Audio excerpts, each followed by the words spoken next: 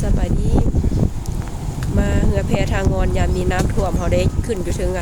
อันแถวลุ่มมันเป็นบอนจอดรถตะกี้อันนี้เด้เป็นเห็ดจังสิจะเสียทางลงไปงามอีกเลยงามอีกแบบเป็น